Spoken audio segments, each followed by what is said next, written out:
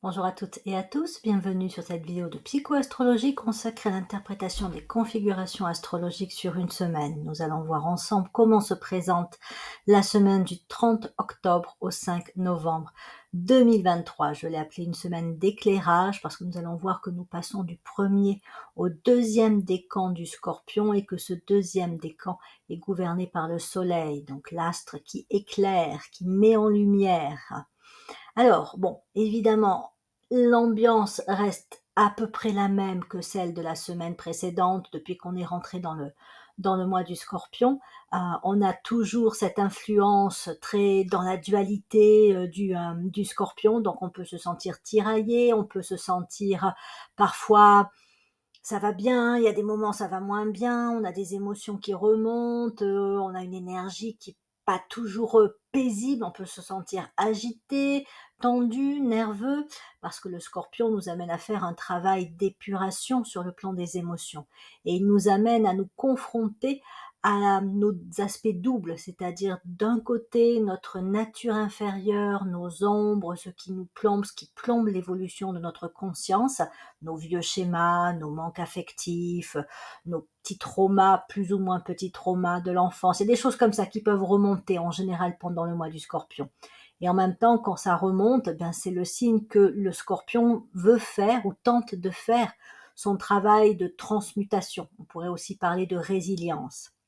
Et avec Mars en Scorpion, on peut dire que la combativité du Scorpion est activée. Donc après, ça demande à être canalisé justement, c'est-à-dire se battre pour quoi, au nom de quoi, en faveur de quoi, avec quelle valeur, et non pas de se battre pour faire du mal ou pour même se brasser soi-même dans sa noirceur, mais au contraire accompagner ce travail de révélation et de transformation que le Scorpion sait si bien faire.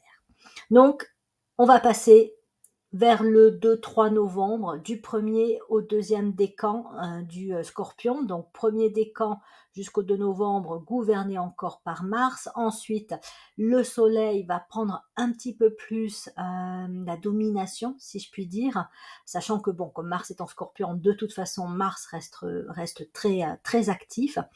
Mais on peut sentir que pendant cette semaine, d'autant plus que de toute façon le soleil est en Scorpion, il serait pas étonnant que l'on ait soit envie de creuser pour comprendre certaines choses, soit même pour commencer, mais ça peut être aussi des sujets qui nous intéressent, voilà, qu'on a envie d'approfondir. Donc on peut être dans un élan pour mettre en lumière, creuser, et on pourrait aussi avoir l'opportunité de se connaître à un niveau, on va dire, un petit peu différent de précédemment. Je vais prendre un exemple. Là, j'enregistre cette vidéo, on est le samedi 28 octobre. J'enregistre en général la veille du moment où je la diffuse. Et je viens de parler avec une amie qui me racontait comment dans la semaine là, qui s'écoule, hein, c'était vraiment en fin de semaine, elle a eu la révélation d'un secret de famille. Et donc, on a vraiment discuté un petit moment. Et bon, on voyait vraiment le lien avec ce signe du Scorpion qui amène effectivement des révélations possibles. Et bon, c'est une amie qui a un certain âge et on peut dire que presque toute sa vie, elle s'est battue pour comprendre son histoire familiale, mais comprendre aussi pourquoi elle avait des bagages aussi lourds, qui fait qu'au niveau des relations, ça pouvait être compliqué, il y avait beaucoup de conflits, beaucoup d'incompréhension tout au long de sa vie, et beaucoup la notion de trahison qui est revenue.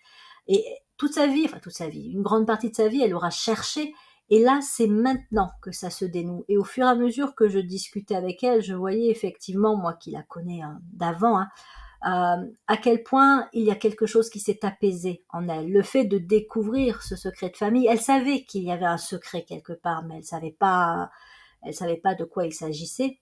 Et donc le fait de comprendre, enfin de savoir effectivement quel était précisément ce secret, même si ça fait pas plaisir à apprendre, ben ça a provoqué un apaisement et je sentais bien que ça dénouait quelque chose en elle.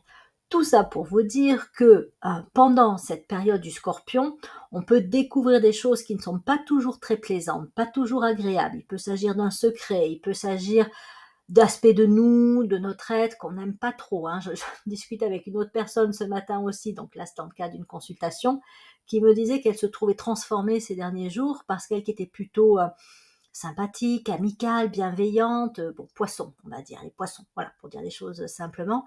Elle se voyait,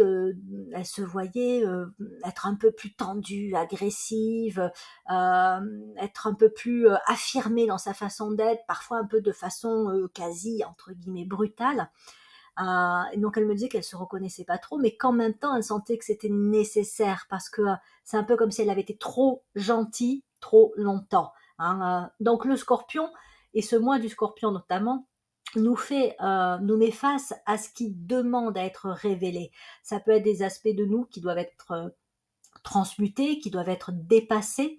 Et donc, ça peut demander une certaine lucidité, c'est le rôle aussi de Mercure en Scorpion, que de nous mettre face à ce qui on pensait vrai ou on pensait que ceci c'était qui nous sommes, telle définition hein, de notre être, hein, telle qualité, telle façon d'être, on s'arrêtait à ça, puis on découvre que ben non, il n'y a pas que ça en nous. Voilà, il y a d'autres aspects dans notre façon d'être, dans ce que nous attendons de la vie, qui cherchent à se manifester. Il peut même y avoir avec cette très belle configuration de l'axe Taureau-Scorpion, une complète reconsidération de nos priorités, priorités de vie, valeurs, qu'est-ce qu'on recherchait jusqu'à présent, y compris dans notre façon d'être, et qu'est-ce qu'on tend à être à présent. Le Scorpion, le mois du Scorpion, le soleil en Scorpion, enfin en tout cas le deuxième décan du Scorpion, peut vraiment activer le besoin de reconnaître nos besoins et de voir qu'effectivement, peut-être que ceux que l'on avait auparavant ne sont plus ceux qui cherchent à se manifester à présent. Hein, je reprends l'exemple de cette personne que j'avais en consultation ce matin qui me disait qu'effectivement, pour elle, c'était un besoin que d'être sympathique, amicale, parce qu'elle avait besoin de se définir comme ça, comme quelqu'un de bienveillant, très branché, si je puis dire, sur l'amour, etc.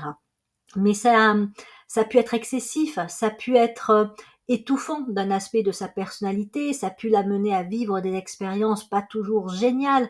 Elle a pu être un peu corvéable, un peu utilisable, un peu trop justement passive aussi dans sa façon d'être avec les autres, à accepter trop de choses. Et on sent bien que dans cette période du Scorpion, ce qui n'est pas, si je puis dire, fonctionnel quelque part, qui ne n'accompagne pas, ne soutient pas notre évolution de conscience, peut être amené à être chamboulé. Donc ne vous inquiétez pas si vous vous sentez vraiment très à la fois tiraillé et puis ben voilà en processus de transformation. Je dirais que depuis qu'on a commencé le mois du Scorpion et ça va continuer encore dans les jours à venir, surtout que là on est très proche de la pleine lune, hein, donc autant dire que là l'intensité du Scorpion elle est à son maximum, en tout cas pour les premiers jours de la semaine. Et donc, autant dire que c'est un peu comme si on était mis face à une exigence de l'âme à évoluer.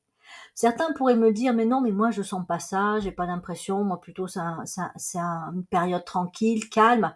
Ben, peut-être que c'est pas le moment pour vous, peut-être qu'il y a des résistances aussi et que l'âme attend son heure, qu'elle se dit peut-être que bon, ok, il n'est pas prêt, on va faire ce travail plus tard. Et peut-être que l'année prochaine, quand le mois du Scorpion va se représenter, ou peut-être à un moment où dans votre révolution solaire, vous aurez de l'énergie Scorpion très présente, peut-être avec un ascendant Scorpion, là, vous aurez cet impératif à l'évolution, à la transformation, à voir les choses telles qu'elles sont et à reconnaître qu'il y a en vous à la fois un aspect un peu sombre et à la fois des aspects beaucoup plus lumineux. Hein, c'est le travail du Scorpion. Donc, il se peut, assez rarement, mais quand même, il se peut qu'on traverse un mois du Scorpion en se disant, ben non, en fait, c'est plutôt calme, il se passe rien, il n'y a pas de conflit, il n'y a pas de tension, il n'y a pas de révélation. Mais s'il y en a, ben autant en profiter, si je puis dire. C'est vrai, ça chamboule, ça bouscule, certaines vérités peuvent faire mal, certaines compréhensions aussi sur nous peuvent ne pas être très agréables, mais ça demande, c'est une réaction émotionnelle qui demande à être dépassée. Ok, là je me suis pris un coup, voilà, là mon ego a pris un coup, là effectivement ben, je suis déstabilisée émotionnellement, ok, voilà, ok avec ça, ça va pas durer, et après c'est, ben, on avance. On avance, d'autant plus qu'on va se diriger vers le Sagittaire, donc vraiment, ces opportunités de compréhension sur soi, de compréhension sur qui on est vraiment, de ce qui nous bloque, de ce qui nous soutient pour avancer, ben justement, elles vont nous permettre de continuer à progresser. Donc autant profiter, et comme je vous le disais, je vais arrêter de me répéter, donc voilà, mais quand même, hein, j'insiste sur l'aspect réalisation des véritables besoins, des besoins actuels. Il y a une espèce d'actualisation avec Jupiter, Uranus en Taureau face au Scorpion. Il y a une actualisation des besoins. De quoi, à ce jour, tout un chacun, nous avons besoin pour nous sentir bien dans notre vie, nous sentir bien avec les autres, pouvoir avancer et évoluer de la façon la plus sereine, positive, porteuse, qui nous mène vraiment vers l'accomplissement de qui nous sommes, vers notre réalisation d'être.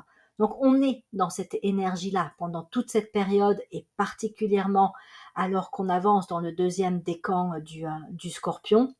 Donc autant, si je puis dire, remettre les choses à leur place. S'il y a des émotions pesantes, s'il y a de la peur, s'il y a des résistances au changement, on les voit, on les accepte, elles font partie du jeu, mais on ne les nourrit pas. On fait bien attention à ne pas renforcer les aspects plambants et négatifs. Sinon, on remet une crise à plus tard. Voilà, on dit, non, là, j'avance pas, ou j'ai pas envie de lever le couvercle, ou j'ai pas envie de débloquer telle situation, je suis pas prêt. Ok, ça reviendra plus tard, et peut-être qu'à ce moment-là, la crise sera encore plus forte, parce que plus on résiste, plus au changement, à l'évolution, plus on intensifie les crises possibles futures, si je puis dire.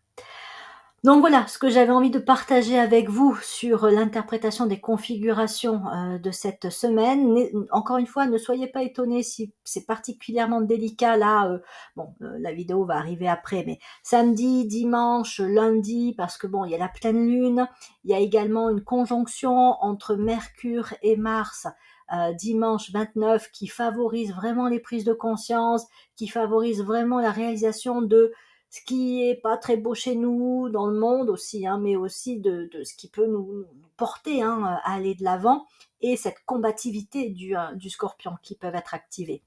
Donc le début de semaine peut être un petit peu délicat, la fin de la semaine et le début de la semaine qui se présentent peuvent être un petit peu délicats, mais tellement aussi porteurs de possibilités, d'ouverture, de dénouement, de résilience aussi. Voilà. Donc je vous souhaite vraiment une très belle semaine du Scorpion.